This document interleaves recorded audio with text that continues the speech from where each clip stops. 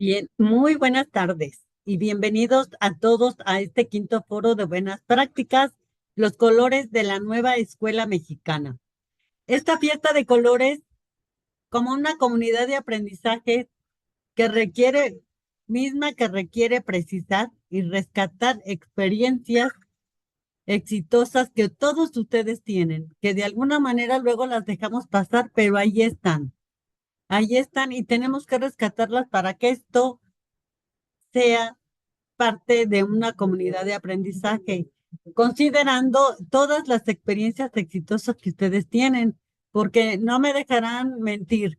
Muchas de las veces hacemos nuestra práctica y nos sentimos muy satisfechos de cómo nos fue ese día, pero como no las sistematizamos, estas prácticas se pierden en el tiempo y en el espacio. En este quinto foro, todas las que se presenten y los invitamos a que sistematicen sus actividades nos permitirán enriquecer, modificar y fortalecer el conocimiento de la nueva escuela mexicana y sustentar nuestras prácticas educativas. Por lo que hoy me es grato felicitar y presentar a la doctora Silvia Asmelquez del Valle, que nos va a impartir una conferencia magistral denominada Actualización Docente, Impacto de las Reformas de Actualización en el Aula.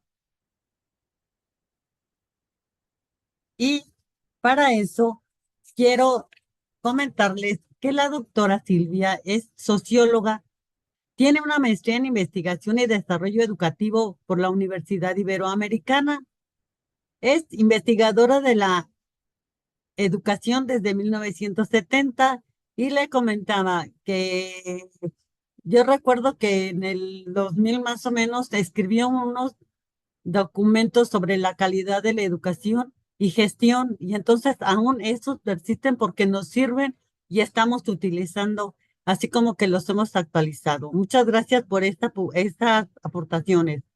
Ha publicado más de 400 trabajos entre libros y artículos sobre los temas de calidad en la educación y educación intercultural. Fundó y fue coordinadora general de Educación Intercultural y Bilingüe de la Secretaría de Educación Pública. Fungió como presidenta de la Junta de Gobierno del Centro de Investigación e Innovación Educativa de la OCDE. Recibió la medalla República Checa y, y por la UNESCO en 2008. Dirigió el Instituto de Investigaciones para el Desarrollo de la Educación de la Universidad Iberoamericana en la Ciudad de México. Recibió el doctorado honoris causa por la Universidad Autónoma de Baja California en 2017, por la Universidad de Concordia en Montreal, Canadá en 2019 y por la Universidad de Colima en 2023. Fue la primera presidente del Instituto Nacional para la Evaluación de la Educación Autónoma de abril de 2013 a abril de 2007. También fue consejera de la Junta de Gobierno del mismo instituto hasta su extinción en 2019. Fue vicerrectora académica de la Universidad Iberoamericana, Ciudad de México, hasta febrero de 2022 y académica del Instituto de Investigaciones para el Desarrollo de la Educación en la propia universidad Iberoamericana en la Ciudad de México también. Actualmente es profesora de la Universidad Iberoamericana, Ciudad de México e investigadora honoraria de esta misma institución. Entonces, ahora que la tenemos aquí, rescatemos todo lo bueno que ha hecho y lo que nos va a compartir en esta excelente conferencia. Cedo el uso de la palabra y el uso de la voz a la doctora Silvia Esmelquez. Bienvenida, doctora. Escuchamos su excelente conferencia. Muchísimas gracias, maestra Laura, y muchísimas gracias a Patti y al Grupo Loga por esta invitación.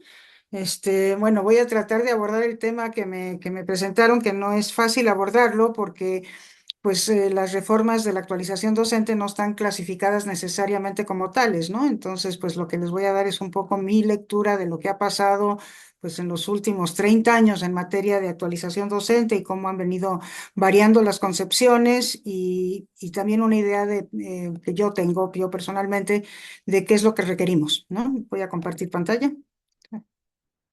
Eh, sí,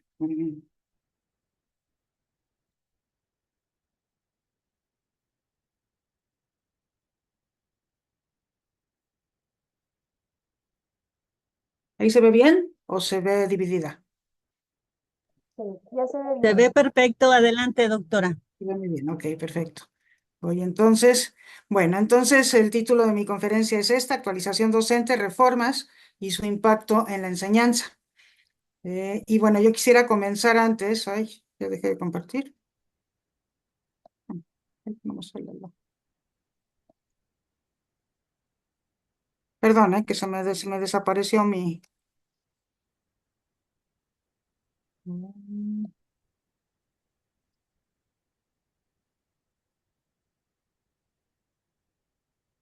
Esa chiquita, ¿alguien sabe por qué? A ver, voy a dejar de compartir y vuelvo a compartir. Otra vez.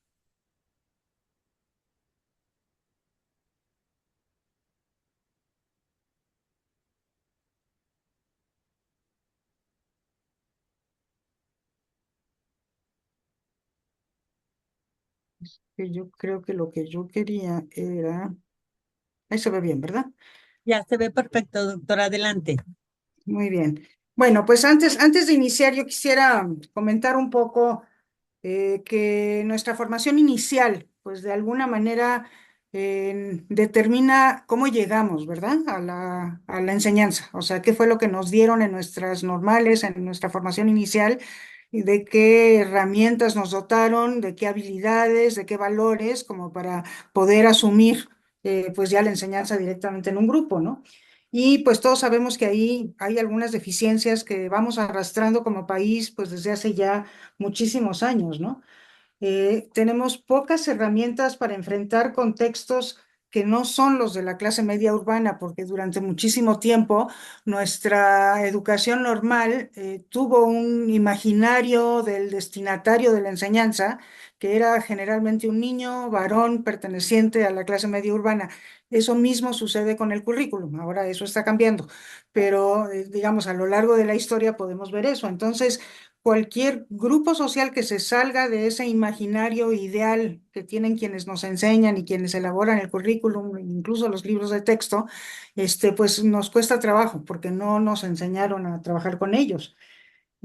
Por otro lado, y esto es un hecho que se ha estudiado a nivel mundial, nosotros los docentes tendemos a sentirnos mucho más seguras y seguros repitiendo la manera como nosotros fuimos formados, ¿no? Entonces, bueno, si nos formaron con un método pues más bien vertical, memorístico, pues ahí nos sentimos más seguros y nos vamos abriendo a otras metodologías en el transcurso de irlas probando, pues también vamos agarrando seguridad, pero digamos que la primera intención del docente es repetir la manera como fue formado porque es a donde se siente más seguro, ¿no?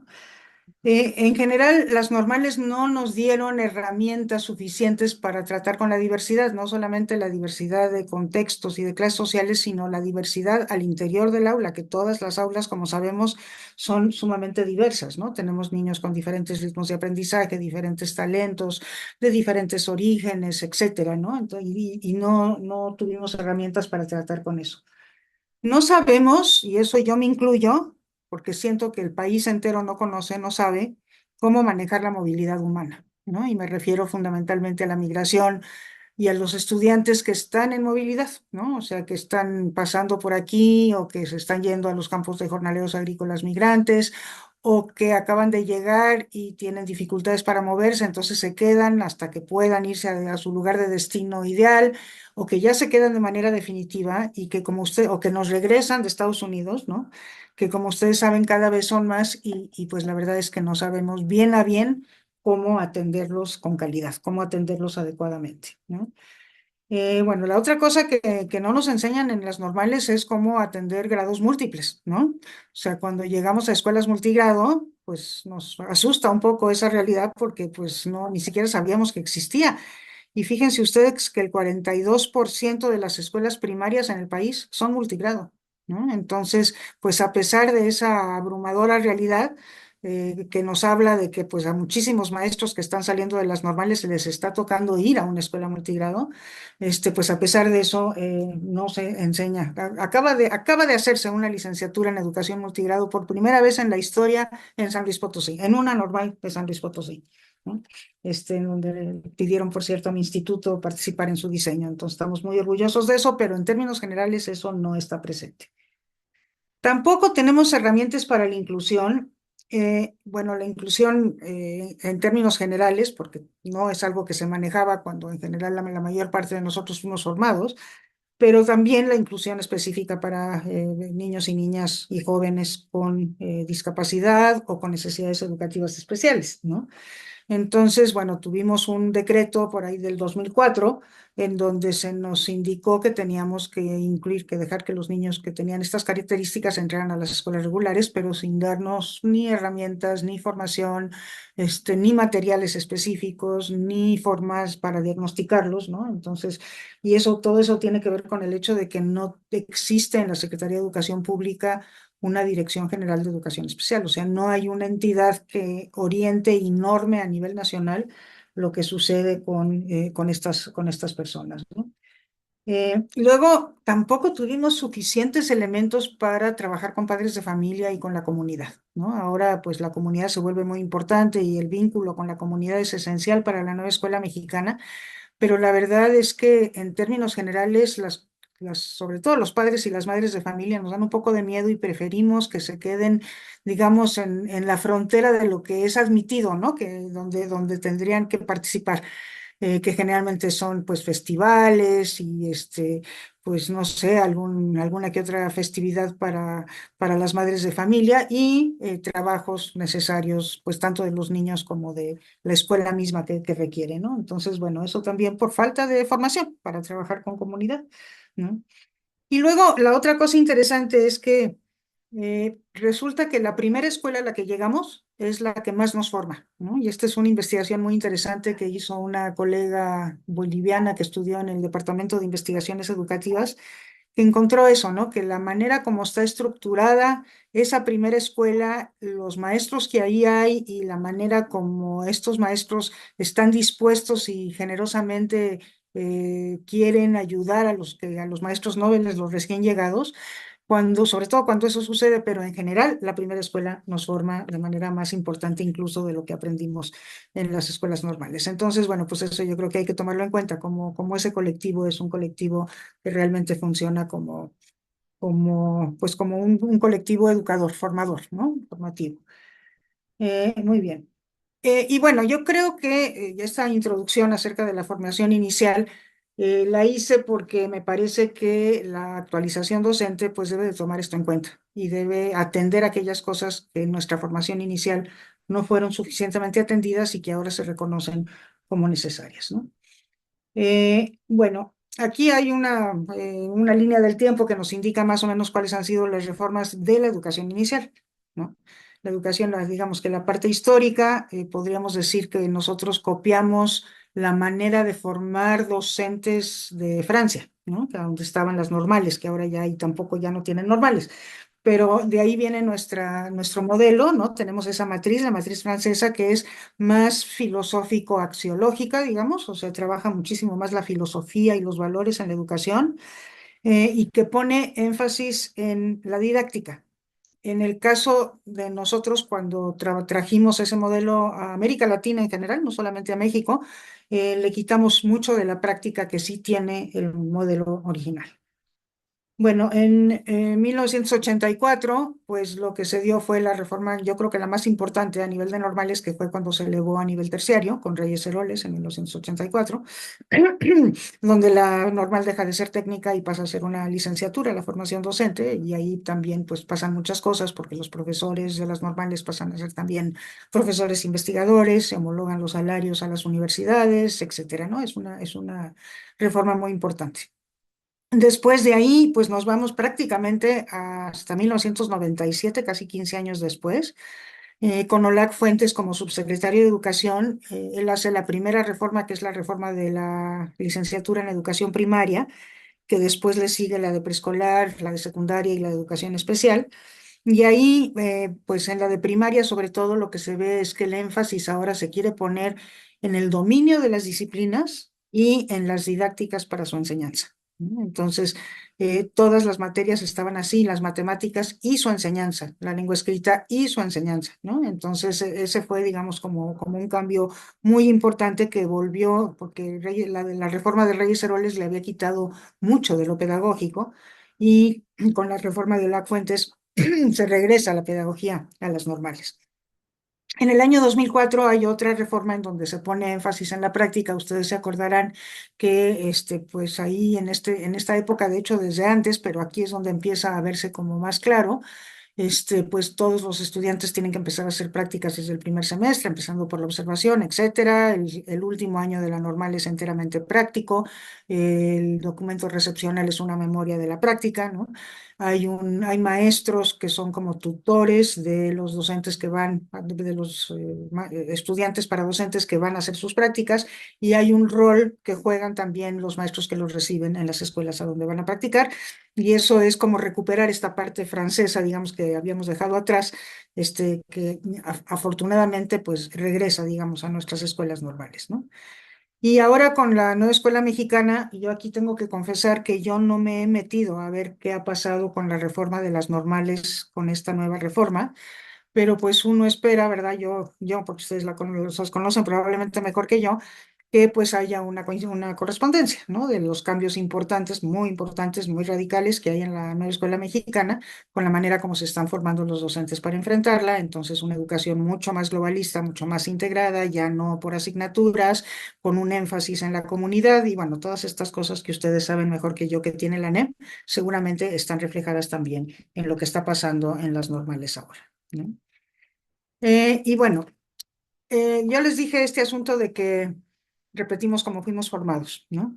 Y el método pedagógico en las normales tiende a ser, y todavía a la fecha, ¿no? Un método centrado en el docente, radial, es decir, donde la comunicación es del docente hacia cada uno de los estudiantes, pero hay relativamente poca actividad en equipo, ¿no? Con el aprendizaje colaborativo. Y pues hay un énfasis en la transmisión verbal del conocimiento, ¿no? O sea, y creo que ustedes estarán de acuerdo conmigo, porque seguramente entre los que me están escuchando, pues hay gente de diferentes generaciones, y yo creo que esto ha venido cambiando, pero no obstante ese cambio, todavía predomina este modelo pedagógico, ¿no? Y esto es en contra de otras cosas que están empezando a suceder, afortunadamente, pero que todavía no son predominantes, ¿no?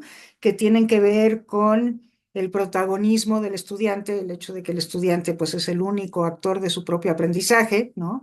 El aprendizaje por descubrimiento, por construcción, por investigación, ¿no? El aprendizaje colaborativo, que sabemos que importante es, ¿no? El aprendizaje que nos exija cognitivamente el uso de habilidades superiores de pensamiento, que sea muy demandante desde ese punto de vista, ¿no? Los temas de inclusión y equidad, y la aplicación de estos temas también a nuestros salones de clase en las normales, ¿no? O sea, cómo no dejamos que nadie se quede atrás, cómo incluimos, cómo admitimos la participación de personas que tienen algún tipo de necesidad educativa especial, ¿no? Y cómo trabajamos de tal manera que los estudiantes que están logrando los propósitos de educación ayuden a los que no, o nosotros mismos, como profesores, directamente trabajar con ellos, etcétera, ¿no? Estas cosas que quisiéramos ver suceder en la primaria.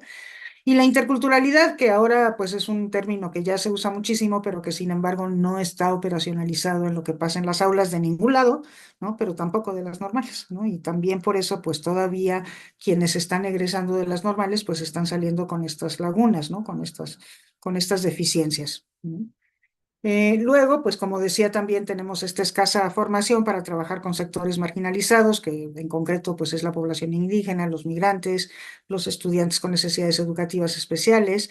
El enfoque de género, híjole, está entrando un poco a tirabuzón, ¿no? O sea, no es fácil que el enfoque de género realmente se vuelva un enfoque transversal en todas las asignaturas y materias que llevan los futuros docentes en la normal, ¿no? Y bueno, este trabajo con los padres de familia y la comunidad.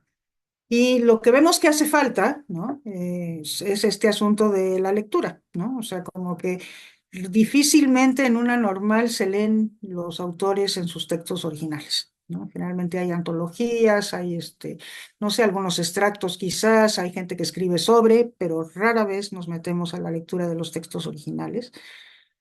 Otra ausencia son las habilidades digitales, que pues ahora se vio muy claramente en la pandemia, como pues efectivamente no habíamos trabajado ese tipo de asuntos y había costado mucho trabajo tratarlo de introducir, ¿no?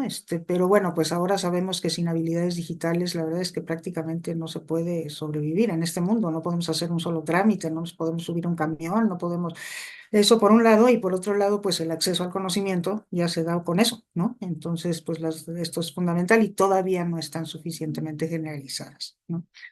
Junto con eso, la formación en tecnología educativa y sobre todo cómo utilizar la tecnología con fines educativos y en la enseñanza misma. El asunto de aprender a aprender, ¿no? Que me parece fundamental, o sea, cómo enfatizamos en la formación de nuestros docentes el que enseñen para aprender a los estudiantes de cualquier grado educativo, porque pues en este momento, digamos, ya el modelo transmisionista está agotado porque el conocimiento ya no está, ya, digamos, el conocimiento cuando se mete en un currículum, pues es la verdad una fracción del conocimiento disponible, porque el conocimiento cambia continuamente y porque es tanto que no cabe en ningún currículum. Entonces, más bien lo que tenemos que hacer es enseñar a acceder a ese conocimiento, aprender a aprender, ¿no? Entonces, eso todavía no está muy presente en las normales. Y luego, pues el asunto valoral, ¿no? El aprender a formar en valores de convivencia, que bueno, pues tantísima falta nos hace los valores de paz, ¿no? Ahorita en nuestro México, pues quizás ese es el tema o uno de los temas valorales fundamentales, pero también el asunto de género, el asunto de no discriminación en contra del racismo, todo lo que tiene que ver con la sustentabilidad, que es un asunto valoral, porque quien es responsable, sustentablemente responsable, está pensando en las personas que no conoce, que están lejos, y en los que todavía no nacen, y eso implica un salto valoral importante. Y una parte muy importante de lo que hacemos en las escuelas tendría que estar centrado en esto de aprender a formar en valores de convivencia que incluyen la responsabilidad social y la democracia y que no están tan presentes en las normales, ¿no? Entonces esas son las ausencias.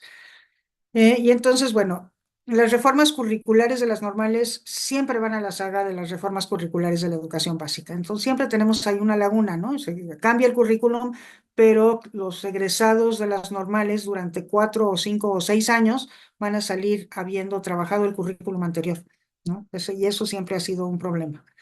O sea, debería de ser al revés, ¿no? Luego, la formación en las normales es muy dispar por carrera y por geografía, ¿no? Entonces, bueno, pues hay mucha variabilidad en calidad de la manera como trabajan las normales y eso, pues lo sabemos por la diferencia en los resultados de las pruebas de ingreso a la docencia, ¿no? Luego hay demasiadas normales, en México hay 390 instituciones de formación de docentes y eso quiere decir que hay normales muy pequeñitas que no tienen la masa crítica para ser verdaderamente instituciones de educación superior. Por ponerles un ejemplo, en Corea, que tiene la mitad de la población de México, hay 11 normales y en México hay 395. En Argentina hay 1.200, ¿no? Y Argentina es más pequeño que nosotros, pero bueno, tiene que haber ahí pues un número razonable de normales para poder asegurar esa masa crítica de pues, investigadores y de profesores que sean capaces de llevar una normal como una institución de educación superior que ya son, ¿no? Y luego, bueno, pues tienden a ser endogámicas, quiere decir que son egresados normalistas los que dan clases en las normales, ¿no? Entonces hay una cierta endogamia ahí que nunca es favorable, ¿no? En ningún caso para la educación la endogamia es favorable y pues nos perdemos la apertura, digamos, a otras formas de pensar, de educar, a profesores universitarios que tienen pues otra otra formación y otra manera también de enseñar, ¿no? Entonces, bueno, estas son características de la formación inicial, que entonces uno diría con la actualización, pues algunas de estas cosas tendrían que irse modificando, ¿no? Entonces, bueno, llegamos a las escuelas con todas estas debilidades que ya mencioné. Y llegamos entonces al asunto de la actualización docente, y esta es, como digo, mi reconstrucción de las reformas que ha habido en materia de actualización docente, y me voy hasta 1994, hace 30 años, con la ANMEP, con el Acuerdo Nacional para la Modernización de la Educación Básica. ¿Se acuerdan ustedes que en ese año se crea carrera magisterial? Ahí es donde nace, ¿no? Y carrera magisterial, bueno, pues tuvo muchísimas etapas y fue variando, pero de alguna manera sí contemplaba dar puntos muy importantes a todos los esfuerzos de formación docente. Entonces, en algunas ocasiones, esos cursos de formación docente, porque eso es lo que eran, esos cursos de formación docente los diseñó la Secretaría de Educación Pública, o esos fueron los que tuvieron énfasis, en otros casos no, o sea, en otros casos se dejó al mercado, digamos, ¿no? Que presentara sus opciones, la Secretaría de Educación Pública las evaluaba y las sancionaba, y las que pasaban, pues entonces se ponían como oferta para los docentes, ¿no?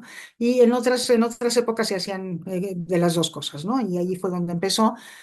Una cosa muy importante que empezó con carrera magisterial fue que se incentivó la formación, porque como ustedes saben, pues carrera tenía repercusiones en salarios y en niveles, entonces pues había un incentivo para formarse, ¿no? En el año 2001 lo que se hizo fue este padrón de cursos que les decía yo, que es un poco dejarle al mercado la posibilidad de definir en qué se formaban, y desde luego que había pues cierta adecuación del mercado a las cosas que decía el currículum y que decía la propia Secretaría de Educación Pública que se necesitaba, ¿no? En el año 2007 es cuando empezó el fortalecimiento de la actualización docente.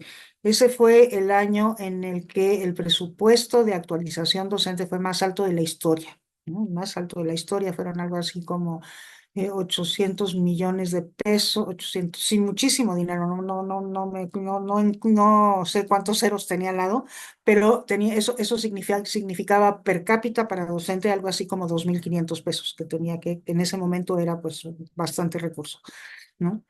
Ahora estamos con 96 pesos, por poner un ejemplo de cómo eso ha venido variando, ¿no? Entonces ahí se fortaleció mucho, pero nuevamente digamos que la Secretaría de Educación Pública no se daba abasto para hacer la oferta educativa que respondiera a la demanda de los docentes, y también se recurrió pues al mercado, y también en este tiempo se recurrió mucho a los estados y a su propia iniciativa, ¿no? Se dio un proceso de federalización de la oferta de formación de actualización docente, ¿no? Bueno, en el año 2013, con la reforma educativa de Peña Nieto, ahí lo que se dijo es que la evaluación iba a ser central para definir cómo tenía que caminar la formación docente, ¿no?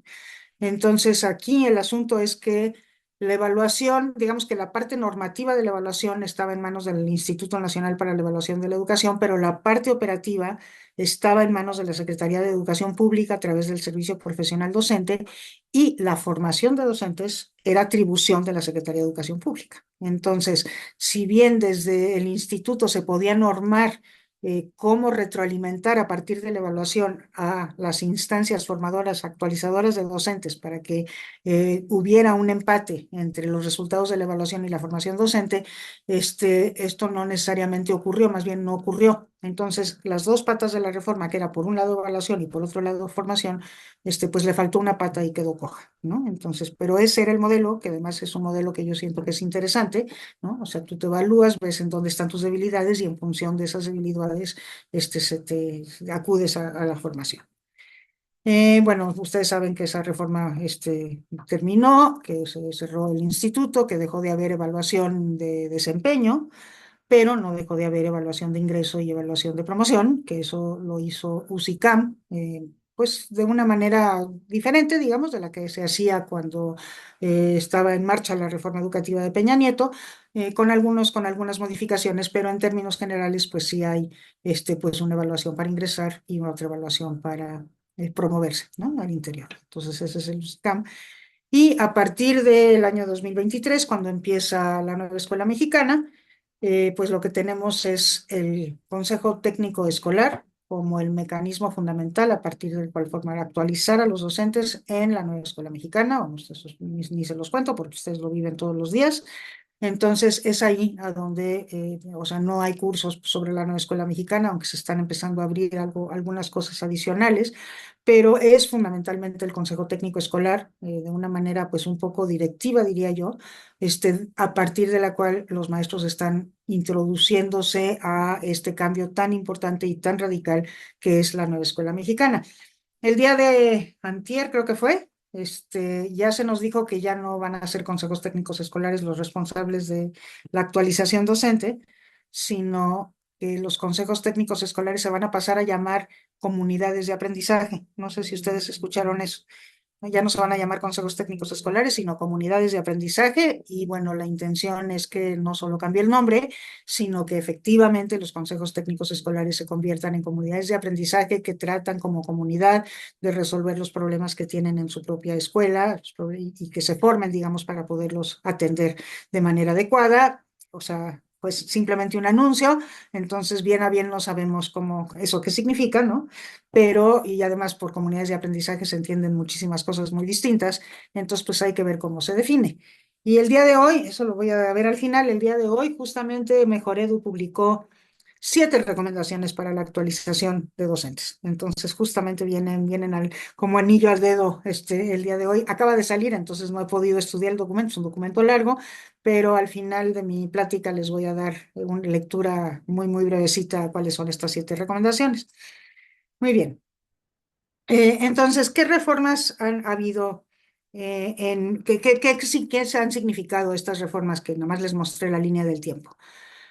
Bueno, en el caso tanto de carrera magisterial como de la evaluación como de USICAM, hubo un incentivo a la actualización, ¿no? O sea, había incentivos económicos ligados a tener cursos evaluados en el caso de carrera magisterial, a salir bien evaluado en el caso de la evaluación docente o a tener cursos en el caso de USICAM. Creo que ahí no se requería una evaluación o cuando menos no una evaluación estandarizada, pero había un incentivo para la actualización y creo que eso, pues sí, digamos, como ya lleva tanto tiempo ocurriendo, creo que los maestros están muy conscientes de que se tienen que actualizar y que es benéfico para su propia carrera docente el actualizarse, ¿no? Yo he trabajado con maestros pues ya a lo largo de casi 50 años y les puedo decir que pues en todo ese tiempo he encontrado una enorme avidez del magisterio por actualizarse. Son maestros que cada vez que hay eventos como este que estamos viviendo ahora, luego se inscriben, incluso ponen dinero de su propio bolsillo para poder tener un curso de actualización. Entonces, en general responden a los cursos, ¿no? Y ahora que hay cursos a distancia, pues bueno, también se ve que están aumentando los registros a estos cursos a distancia, ¿no?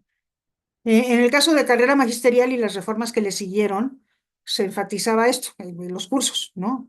Y lo que se sabe por la investigación internacional es que los cursos son muy buenos para entregarnos conocimientos que no tenemos, ¿no? Entonces, por ejemplo, si damos clases de matemáticas y sentimos que estamos débiles en matemáticas, entonces tomar un curso de matemáticas nos sirve muchísimo o incluso en cuestiones de pedagogía, ¿no? O en cosas, innovaciones importantes, ¿no? Es decir, ahora se está haciendo, digamos, este es el método nuevo para enseñar a leer y escribir, entonces, bueno, aprendo ese método, el curso sirve para eso, pero no sirve para cambiar la práctica. O sea, no es que no sirva para nada, tiene poco impacto en la transformación de la práctica. Y las razones por las cuales esto pasa es que los cursos suponen que quien está tomando el curso tienen una homogeneidad y sabemos nosotros que los maestros tienen una gran diversidad en su formación, en sus intereses, en los contextos donde están trabajando y donde van a aplicar eso que están aprendiendo, ¿no? Pero todos los cursos suponen que todos los maestros son iguales, ¿no? O sea, están en el mismo nivel, van a aprender lo mismo, les va a servir de la misma manera y bueno, sabemos que eso es una falacia, ¿no?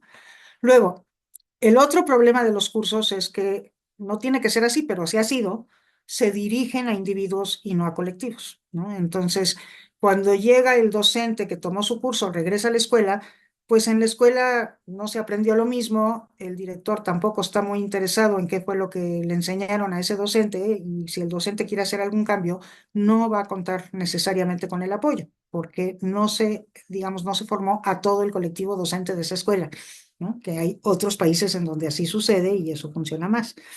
El CETE es el formar a través del Consejo Técnico Escolar es una estrategia más en ese sentido, ¿no? Luego, estos cursos, perdón, en general no son prácticos, son más bien informativos o teóricos, ¿no? Y entonces, pues por eso tienen tan poco impacto en la transformación de la práctica. Y recurren muy poco a la reflexión crítica sobre la práctica porque el papel de quien está como estudiante realmente es bastante limitado, ¿no? Entonces, no se le pide que haga una reflexión, o sea, que describa su práctica y que después haga una reflexión sobre esa práctica, y no se le apoya, digamos, en cómo llevar a cabo esa reflexión y en qué significa esa reflexión para futuro. Entonces, ustedes saben que la reflexión crítica sobre la práctica es el mejor método de actualización docente, ¿no? Entonces, eso no necesariamente ocurre con el énfasis debido en los cursos, ¿no? Y luego, bueno, la evaluación y su relación con la actualización. Cuando se dio todo el proceso de evaluación a partir de la reforma de Peña Nieto, hubo un movimiento muy interesante de las normales hacia mejorar su calidad, porque empezó a haber entre ellas una especie de competencia para ver cuántos de sus egresados conseguían ingreso a la práctica docente, ¿no? Entonces, y se ufanaban de eso, ¿no? O sea, nosotros el 90% y nosotros el 95% y nosotros el 100%. Y entonces hubo una movilización hacia la calidad de las normales como consecuencia de eso, ¿no? De que sí querían ver que sus egresados quedaran colocados y con plaza en alguna escuela del sistema educativo, ¿no? Luego empezaron los maestros a preparar, los candidatos a docentes, digamos, porque me estoy hablando de la evaluación de ingreso, a prepararse grupalmente, a prepararse individualmente, pero también a prepararse grupalmente. Y eso fue muy interesante porque alcanzaron a vivir el aprendizaje colaborativo, ¿no? Entonces hubo muchísimas iniciativas de formación enteramente espontáneas, de formación de parte de ellos, de manera grupal, a veces incitados por las normales mismas, ¿no? Y esto, sabemos que esto funcionó porque los resultados en las pruebas, que las pruebas eran prácticamente las mismas año con año, los resultados iban subiendo, ¿no? Las pruebas para ingreso a la docencia empezaron en 2014 y terminaron en 2019, y cada año mejoraron los resultados de estas pruebas de evaluación.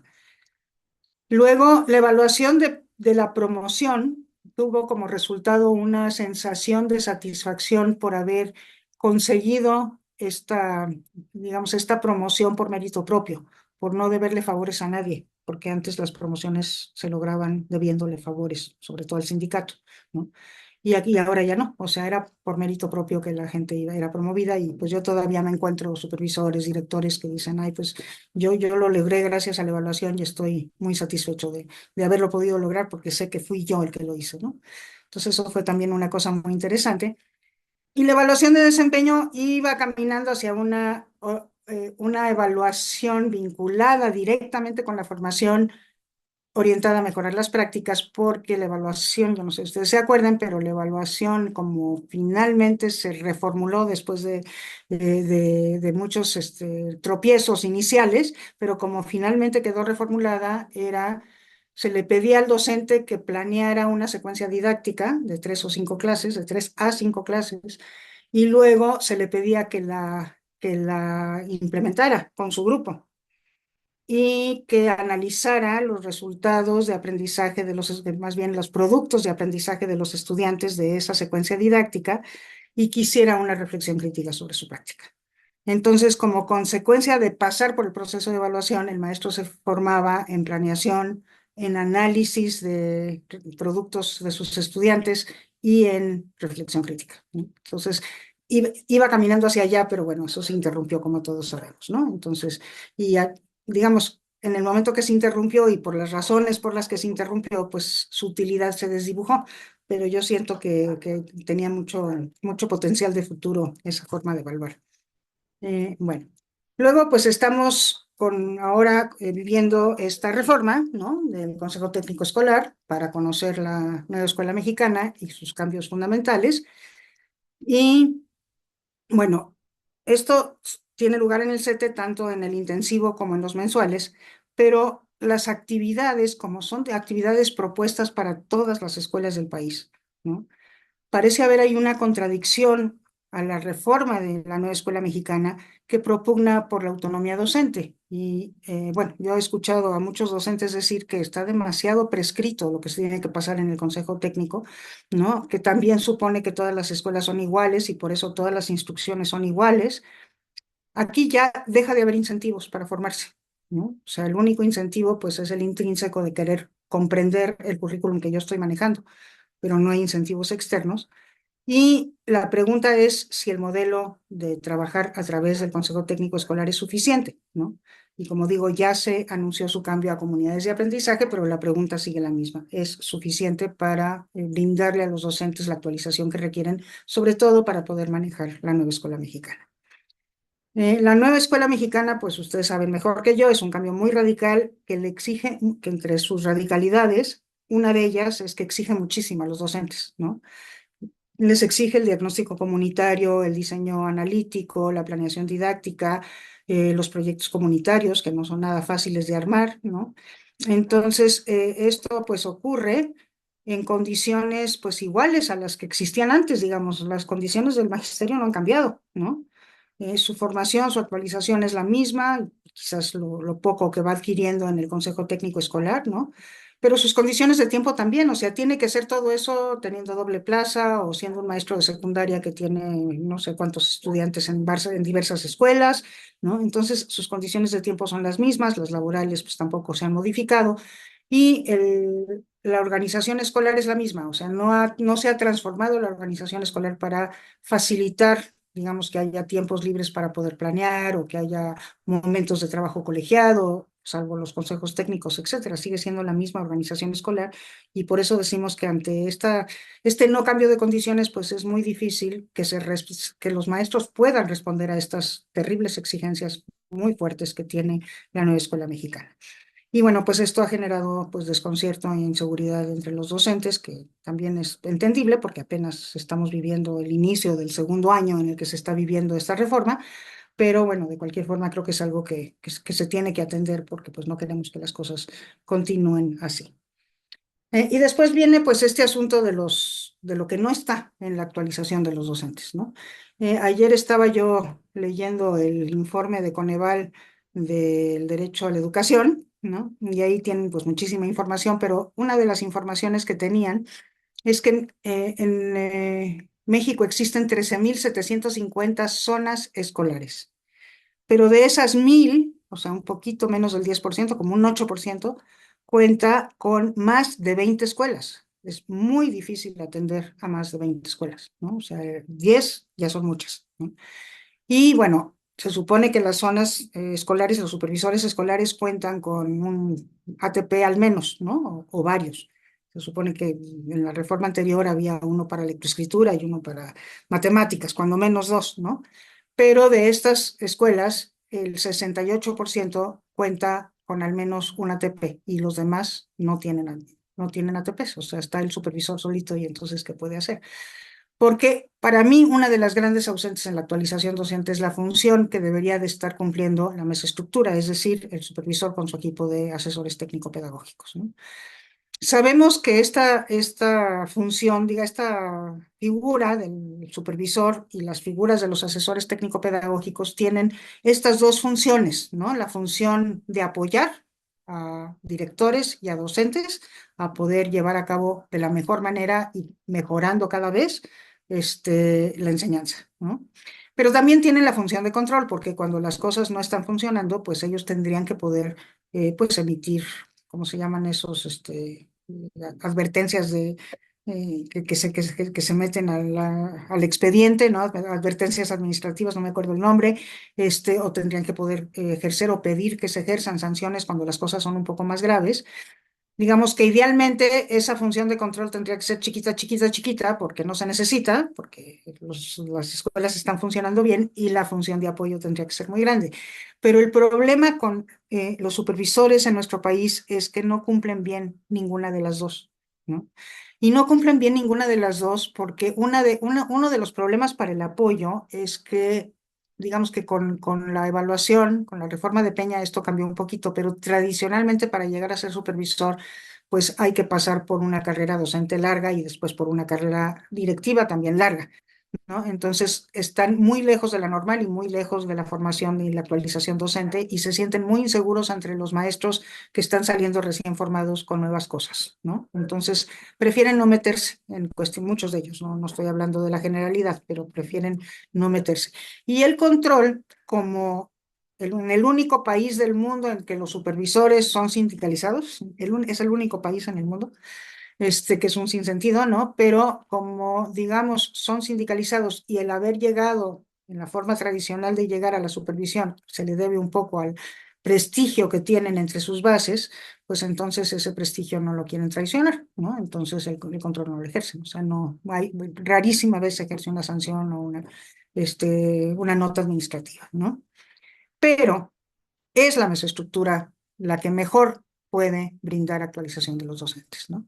Porque están cercanos a ellos, porque pueden contextualizar, porque saben que cada escuela es distinta y pueden atender a la singularidad de cada una de las escuelas, a sus características, de cada uno de los maestros y a sus necesidades específicas para tener una buena práctica docente, ¿no?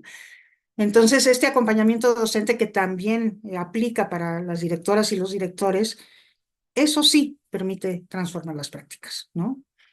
Eh, el acompañamiento docente que se lleva a cabo en varios países, no en el nuestro, ¿no? Reconoce la diversidad, parte de esta diversidad y se da cuenta que las escuelas que están en peores condiciones necesitan más apoyo y entonces con este criterio de equidad le dan más al que más lo necesita. Pero entonces este acompañamiento consiste en observar lo que pasa en la escuela, lo que pasa en los salones, retroalimentar a los docentes, modelar alguna que otra clase, planear junto con ellos, analizar junto con ellos los productos de aprendizaje de sus alumnos, conducirlos a hacer una reflexión crítica sobre su práctica, ¿no? Darles la formación necesaria para el cambio que tienen que hacer para lograr los objetivos con todos sus alumnos. Ahí sí, a lo mejor incluso pues hay una formación en donde recomiendan que se vaya a tomar un curso, ¿no? Pero ellos son los que captan esa necesidad, ¿no? Y crean comunidades de aprendizaje al interior de la escuela o entre escuelas cercanas para que se viva esta capacidad del colectivo de generar, digamos, un aprendizaje mucho más significativo, ¿no? Y el centro de todo esto, pues claro que está en el aprendizaje de los estudiantes y de todos y todas los estudiantes, porque esa es la equidad, ¿no? O sea, lo que nos importa es que todos aprendan, todos, ¿no? Y el énfasis está en el todos, pero todos estamos en educación para lograr aprendizajes, esta es nuestra función. Entonces ahí tienen que centrar los supervisores y los ATPs su función. Entonces para eso pueden recurrir a la microenseñanza, al aprendizaje situado, es decir, aprender a partir de trabajar en la práctica con sus propios estudiantes, modificando, innovando, reflexionando, ¿no? Se toma en cuenta la ecología del docente, o sea, se toma en cuenta si este docente tiene familia, si no tiene familia, si está estudiando otra cosa, si tiene dos plazas o nada más una, o sea, la ecología del docente se toma en cuenta. Se le brinda andamiaje para poder modificar su práctica, se le pide que objetiven sus creencias y en comunidades de aprendizaje las creencias se pueden poner en común y darnos cuenta de que hay otras maneras de creer en la educación, otros principios pedagógicos, ¿no? Se trabaja de manera muy importante la inclusión y la equidad justamente para lograr equidad en los aprendizajes de nuestros estudiantes.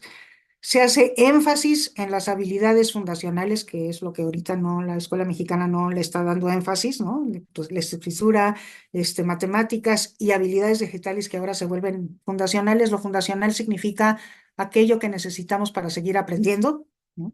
Y bueno, que son habilidades, no son disciplinas.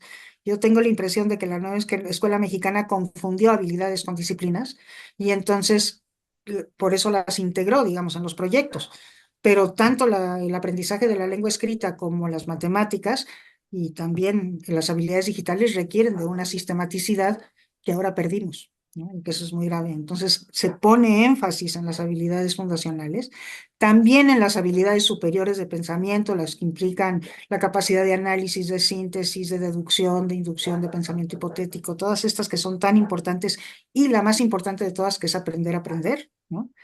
Se trabajan los valores de convivencia, el clima de aula de toda la escuela, ¿no? El clima del aula y de toda la escuela, y los valores que nos ayudan a convivir y que nos forman para vivir en sociedad, ¿no? Esos son los valores que nos interesan. Y este modelo de acompañamiento, pues, empieza por la actualización y la formación, o sea, se centra, digamos, en cómo actualizar. Se lleva a los maestros a reflexionar críticamente sobre la práctica, se innova a partir de lo que se logra, perdón, me equivoqué. El modelo empieza con la reflexión crítica sobre la práctica, ¿no? Y entonces cuando yo hago una reflexión crítica sobre mi práctica, lo que reflexiono es si logré los objetivos que yo me propuse y si lo logré con todas y todos mis estudiantes, ¿no? Y si no lo logré, entonces tengo que hacer algo diferente para lograrlo.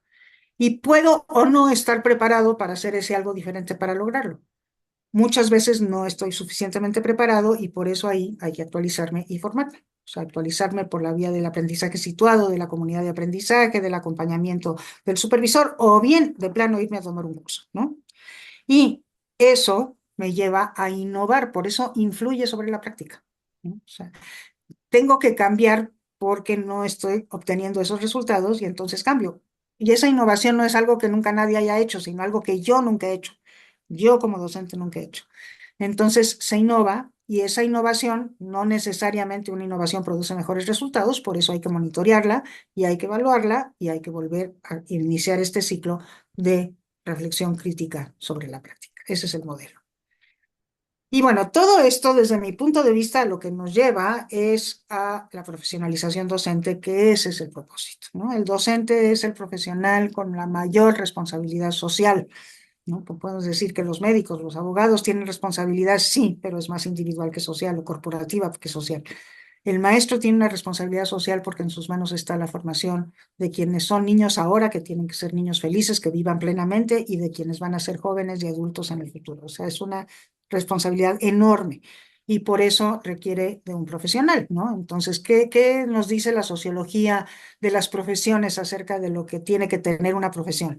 Bueno, tiene que tener una formación de alto nivel, que debería de generar prestigio social, que en este momento no lo está haciendo, ¿no? O sea, por eso se habla tanto de revalorar al docente, que sí es algo que necesitamos muchísimo, ¿no? Pero necesita una formación de alto nivel, exclusividad, ¿no? Este asunto de que solamente los docentes formados para ser docentes son quienes pueden ser docentes, que ahorita eso, como ustedes saben, está roto a partir de la secundaria, porque ya en secundaria tenemos un déficit de profesores y entonces hay egresados universitarios que están dando clase y en bachillerato no se diga, así son todos, ¿no? Tienen un código de ética que fíjense ustedes qué curioso, pero en México no tenemos un código de ética del magisterio. Y yo me puse a buscar así aleatoriamente países, ¿no? En los códigos de ética del magisterio de, no sé, de Suiza, de Argentina, de Bolivia, en todos lados los profesores tienen un código de ética, ¿no? Porque las profesiones tienen un código de ética.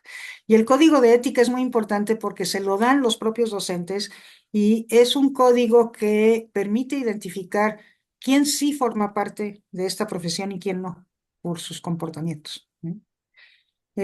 Bueno, también es una asociación que es profesional, o sea, se deben de asociar profesionalmente los docentes, los maestros, no sé, de matemáticas se asocian, o los maestros de secundaria se asocian, pero son asociaciones profesionales, son asociaciones que tienen que ver con su quehacer docente. Aquí en México la asociación es solo gremial. Hay algunas asociaciones profesionales que hay que mencionar, porque hay una, por ejemplo, de profesores de matemáticas que ha durado mucho, hay otra muy importante de profesores de ciencias que va desde preescolar hasta universidad, ¿no? Entonces hay algunas, pero son excepcionales, ¿no? Y como que el monopolio de la asociación la tiene el sindicato. Entonces el sindicato está muy bien, es necesario, nos defiende nuestros derechos y esa es su función, ¿no? Esa es la que debería de ser su única función, pero no debería de tener el monopolio de la asociación, o sea, porque la asociación profesional es importante. Bueno, tiene que haber una carrera docente que permita identificar los que son nobles, los que ya son consolidados, los que ya pueden formar a otros, ¿no? Los que tienen posibilidades de ser promovidos a directora, o sea, tiene que haber una carrera docente. Y bueno, desde luego que esa carrera docente tiene que identificar esta trayectoria del maestro, ¿no? Y creo que nos serviría muchísimo tener esa carrera docente porque una cosa que a mí me preocupa muchísimo es que todavía los docentes, digamos, recién formados, los más noveles, son los que se están yendo a trabajar en las zonas más pobres, ¿no?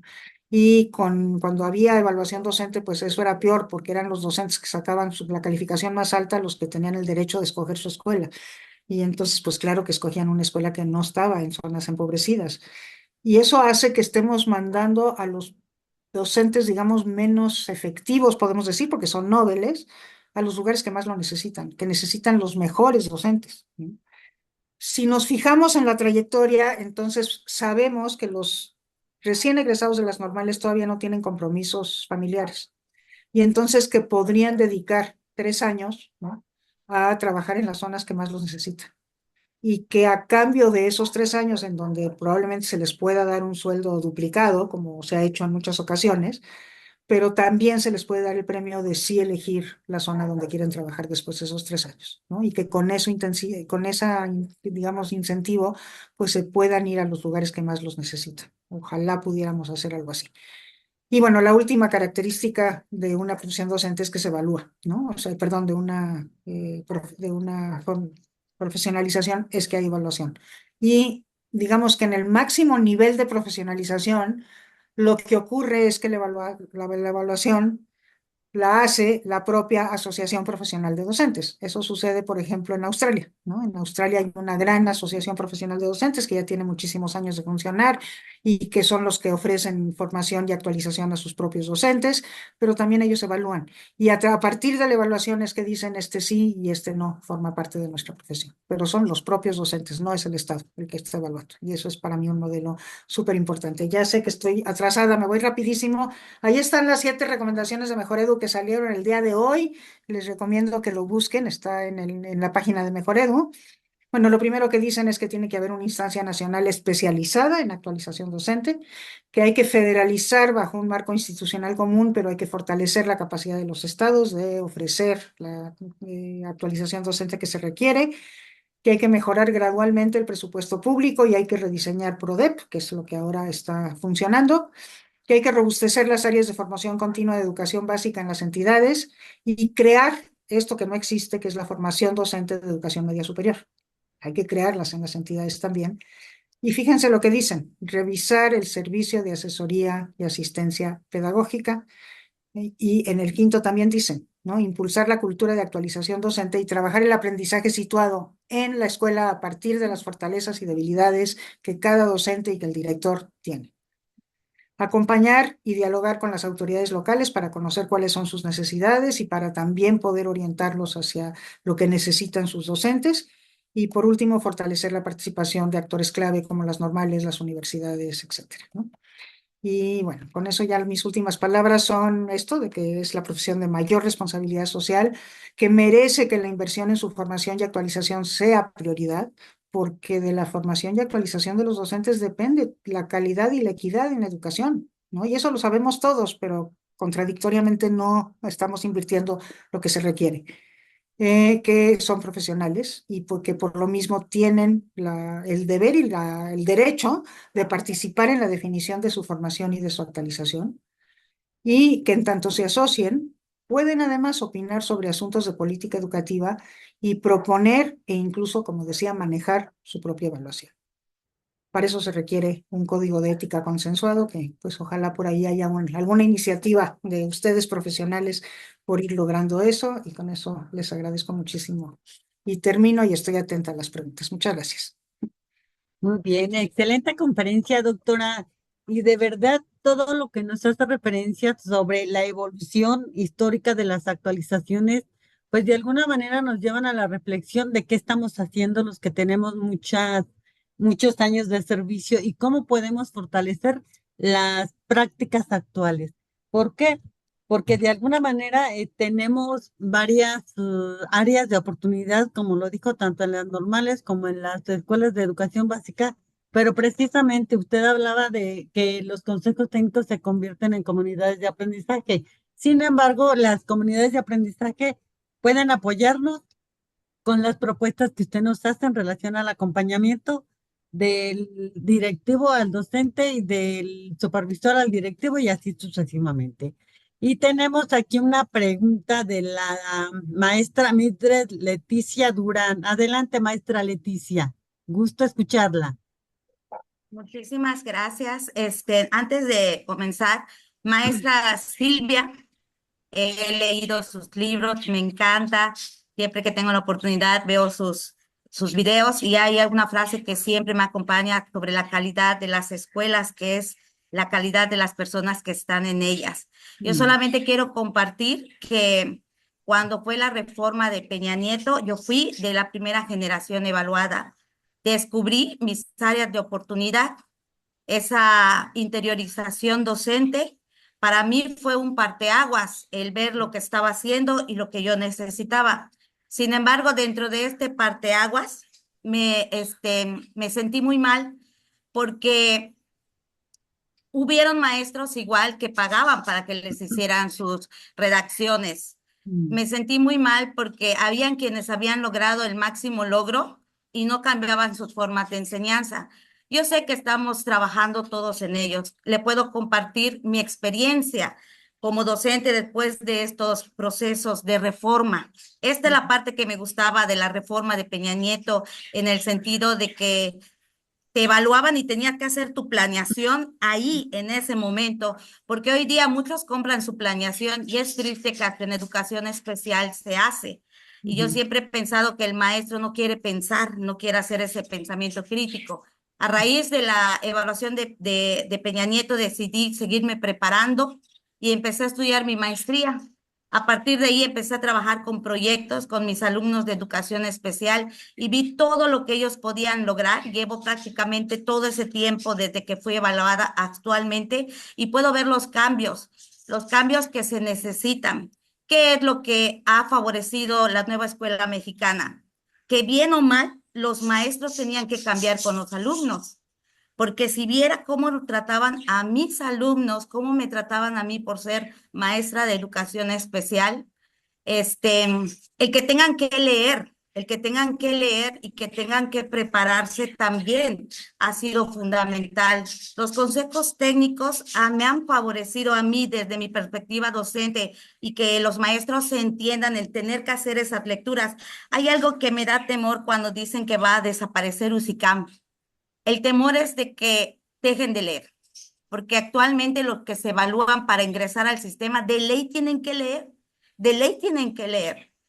Y trabajo con docentes Nobels y la ventaja de los docentes Nobels es que con ellos puedes trabajar y hacer eso que usted mismo mencionó, lo que quizás no tuvieron en las universidades de formación, el poderlos formar. A mí me preocupó muchísimo el que ellos no tuvieran un perfil profesional inicial, y comencé a buscar entre las lecturas, todas están lecturas suyas igual, para que ellos también en esta reunión que hacemos analicen su práctica docente. De hecho, ellos están analizando ahorita ay, se me fue el nombre, pero creo que es esta transformación. Lo más grande tiene que ver en nosotros mismos. ¿Por qué?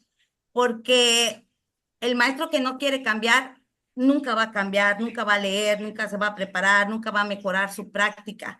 Y bien o mal, en esta reforma, lo digo desde mi perspectiva, no sé los demás, ¿qué ha mejorado? El que hoy veo a mis compañeros tratando de leer y de crear y de hacer de sus proyectos innovadores, de entender los procesos de los alumnos, de verlos como personas, de a los alumnos con discapacidad o con trastornos, de incluirlos en las actividades.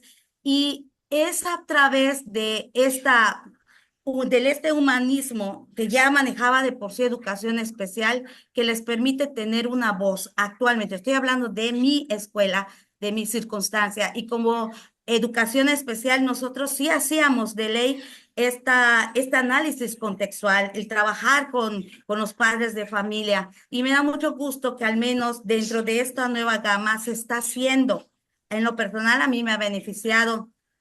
Considero que usted tiene muchísima razón en las cosas que está mencionando, en lo que se requiere.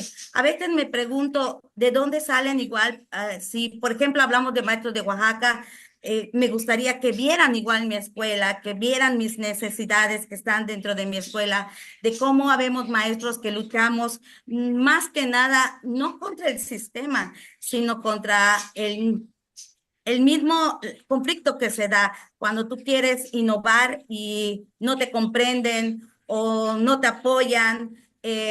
Muchas veces he llorado de frustración, he llorado, he perdido a un alumno que se me murió hace 2 años, y algo que me hizo seguir adelante es cuando la mamá dijo, maestra, mi hijo en su salón fue feliz, porque durante 6 años en su salón era solo una banca, y trabajando con proyectos en lo que yo hago, este niño aprendió muchísimas cosas, y me queda el recuerdo que lo que él pudo hacer y desarrollar lo hizo con el USAER, trabajando por proyectos e impactando dentro de la escuela.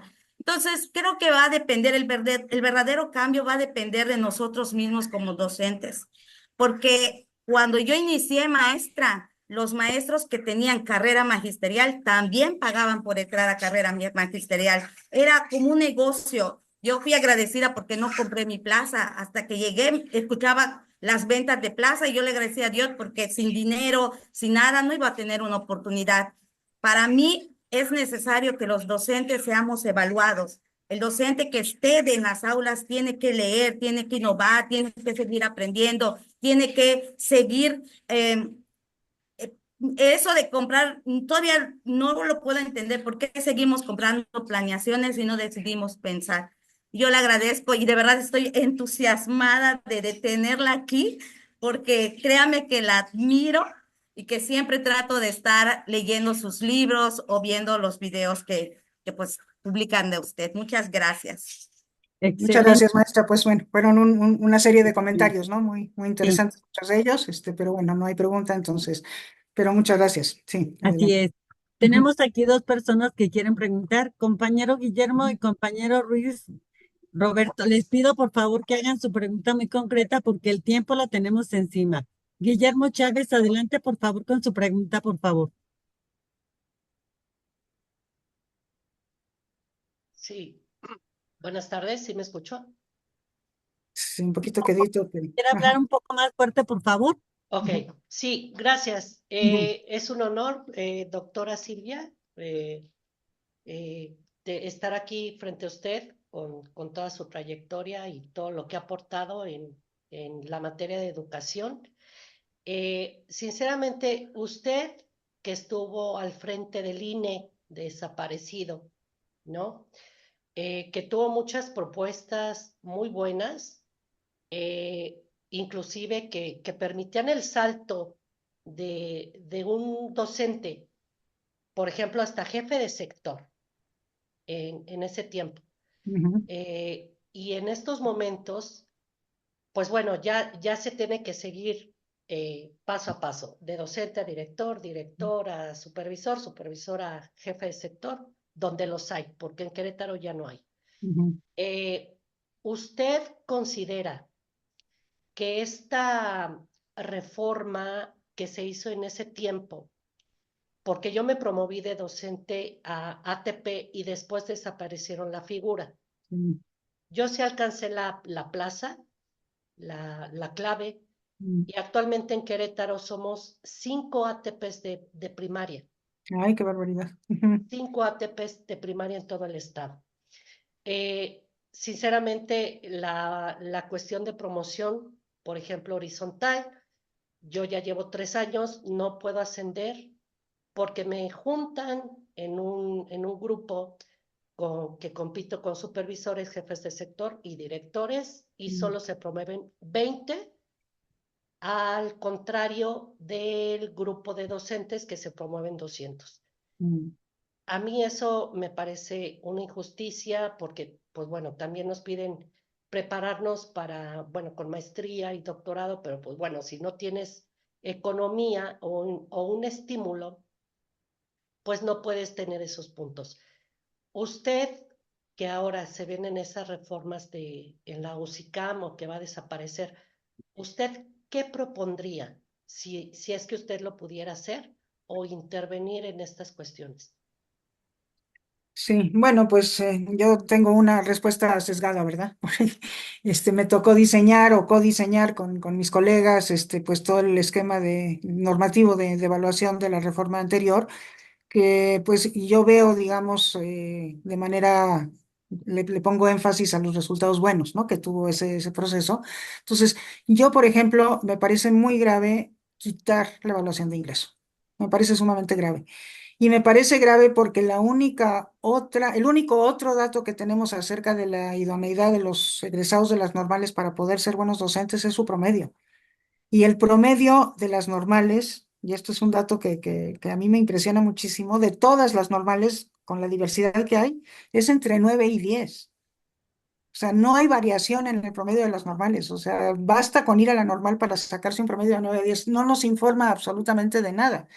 Entonces, la contraparte de no hacer un examen de ingreso es la arbitrariedad, necesariamente es la arbitrariedad. ¿Cómo voy yo a seleccionar? Porque finalmente son las vacantes las que definen cuántos voy a poder contratar, pero si no hay un examen, pues la única otra posibilidad es la arbitrariedad, o sea, la decisión por favoritismo, por clientelismo, por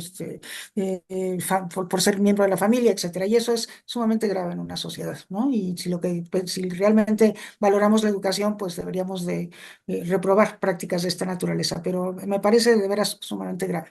Que se eliminen los exámenes de promoción, pues también me parece sumamente grave. Los exámenes de promoción tienen muchísimo sentido cuando a la par de los exámenes de promoción hay una carrera docente, porque hay docentes que no quieren ser directores, que no les gusta eso, que no tienen ninguna aspiración de ser supervisores, que lo que quieren es seguir siendo maestros y ser cada vez mejores maestros, y entonces tienen que tener la posibilidad de ascender horizontalmente, tienen que tener eso. Pero los que sí quieren es porque tienen alguna inclinación y bueno, pues tendrían que tener también un proceso formativo para hacerlo, cosa que tampoco existe, pero que sí me parece que tendría que ser por méritos, ¿no? O sea, porque no, de otra manera es otra vez, o sea, tenemos procedimientos totalmente arbitrarios para seleccionar quiénes van a dirigir nuestras escuelas y quiénes van a ser este grupo de mesoestructura tan clave para la mejora de la calidad. Entonces, yo sí recomendaría al nuevo gobierno que revisara muy bien eso. Ya parece que Mario Delgado le pidió al CENTE, al sindicato, que pensaran juntos en cómo sustituir, no nada más eliminar, sino cómo sustituir estas evaluaciones fundamentales. Y la evaluación de desempeño, pues yo creo que el grandísimo error de la reforma de Peña Nieto fue vincularlo a la permanencia, ¿no? La A mí me permanencia, parece que claro. se puede hacer perfectamente bien una evaluación de desempeño que tenga funciones formativas, que no tenga nada que ver con la permanencia, que deje a salvo los derechos laborales de los docentes y que así cobra muchísimo sentido recuperarla. Esa sería mi respuesta. Ujú. Muchísimas Excelente, gracias, doctora. doctora. Nos alcanzó el tiempo y vamos a limitar las participaciones. Solo le voy a leer algunas que tenemos en el chat que se consideraron que son preguntas muy concretas. Primero, tiene muchas felicitaciones por parte de los participantes. Por ahí, si puede, alcanza a leer, por ahí las tiene algunas. Pero Ujú. hacen tres preguntas muy concretas. Una, eh, habla mucho de las áreas de oportunidad. ¿Cuáles cree que son ahorita, hasta este momento, esas áreas de oportunidad que pudieran presentar las normales? Y la otra es, ¿cuáles son los componentes de un modelo de formación profesional actual? ¿Cuáles considera usted que pudieran ser los componentes de este modelo actual? Y, y ¿cómo puede usted promover, cómo considera que debería de ser la evaluación actual con todas esas características que nos habla a través de esa evolución histórica de la capacitación docente, por favor, doctora? Bueno, creo que la tercera la acabo de responder, Sí. pero las primeras dos, a ver, las normales. A mí me parece que las normales harían muy bien en vincularse con las universidades, ¿no? Porque las universidades son los lugares a donde se desarrollan las disciplinas y las normales tienen que ver con la enseñanza de las disciplinas, necesariamente, porque ese es el contenido de la educación, ¿no? Entonces, a mí me parece muy importante que toda la parte de contenidos se pudiera cursar en las universidades o a través de profesores universitarios, y toda la parte pedagógica y didáctica se cursara en las normales por todos aquellos egresados universitarios que se van a dedicar a la docencia. Porque están dedicándose a la docencia, ingenieros, biólogos, físicos que salen de la educación universitaria y que no tienen formación como docentes. Y están enseñando a los adolescentes, que esa etapa es sumamente compleja, ¿no? Y entonces se corre el riesgo que se está corriendo de que los estudiantes no le encuentren sentido a lo que están aprendiendo, porque son profesores que no tienen idea de cómo se desarrolla el ser humano, de la etapa de la adolescencia por la que están pasando, de la manera como se puede enganchar a los estudiantes en un proceso de aprendizaje, ¿no? Entonces, todos aquellos que salen de la universidad, que se van a dedicar a la docencia, tendrían que pasar por una especialidad que la tendrían que dar las normales. Para mí, eso sería la manera de dividir el trabajo. Y entonces las normales se van especializando en pedagogía, que yo creo que eso es lo que deben hacer, que eso es lo que mejor hacen, la pedagogía y didáctica, que eso es lo que mejor hacen y que se afiancen, digamos, de las universidades para todo lo que son, pues, contenidos disciplinarios y cosas más complejas como metodologías, investigación, este tipo de cuestiones, ¿no? Entonces, creo que un área la mayor área de oportunidad para mí de las normales es su endogamia, y creo que rompiéndola se favorecería muchísimo. Excelente, doctora. Por aquí hacen otras dos preguntas que creo que también ya las respondió sobre cuál es la función de los directores y por qué aplican otras actividades que no van dentro de su función. Y ya nos dice que es el acompañamiento sistemático. Y también nos hablan de cuál es el desempeño de la función del ATP y va encaminada sobre la misma respuesta. Pero si usted quiere comentar algo al respecto, adelante, doctora. No, creo que no está suficiente, o sea, como decimos, ni siquiera la figura está definida del ATP, ¿verdad? Entonces, mucho menos sus funciones, y creo que sí se tienen que definir de una manera distinta, ¿no? Creo que sí tenemos que poner énfasis en el acompañamiento docente que se realiza en las escuelas, un aprendizaje situado que acompaña al docente en su planeación y lo observa y le retroalimenta su práctica docente, ¿no? Entonces, creo que eso para mí es la figura más importante, ¿no? Digamos que una reforma educativa fundamental tendría que ser formar a estas figuras que son asesores técnico-pedagógicos para cumplir estas funciones fundamentales. Excelente, doctora. Pues con toda su conferencia nos hace llegar la reflexión hacia lo que estamos haciendo y todas esas capacitaciones que hemos tenido, situarlas en el aquí y el ahora. Y para concluir, igual a felicitarla por todo lo que nos compartió el día de hoy.